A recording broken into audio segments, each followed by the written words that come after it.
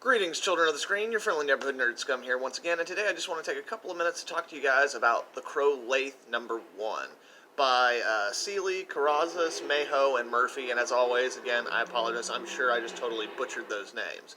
But yeah, so I'm just going to run through this real fast, guys. So, in this new installment of The Crow, obviously we're dealing with the new avatar of The Crow, and when we open up this book, we find ourselves in a freak show, sideshow type setting, where a young man is introduced as the man who feels no pain.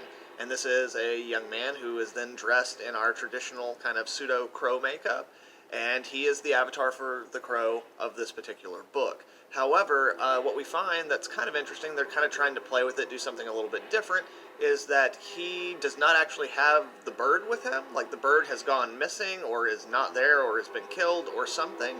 So, within, like, the extended continuity of the Crow, I don't know how much continuity there really is between books, but within the mythos they've built up, there's this idea that the physical bird has to lead the avatar of the Crow power, not only to the people who killed them so they can get vengeance, but also lead them back through enough memories of their life that they can essentially know enough of who they were for the vengeance to matter to their soul in a way that, like, will help them cross over.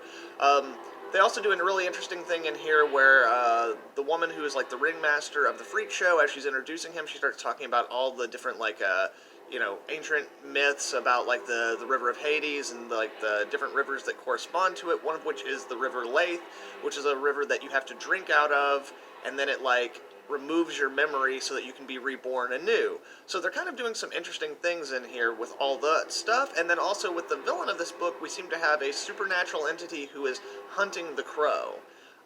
So yeah, all in all, like, it was actually a pretty good read. I really enjoyed the writing on the book. There's some colorful characters, and while it's not necessarily what I would expect or think I'd be getting from a new Crow book, it was pretty cool. In terms of the artwork on the book is really solid.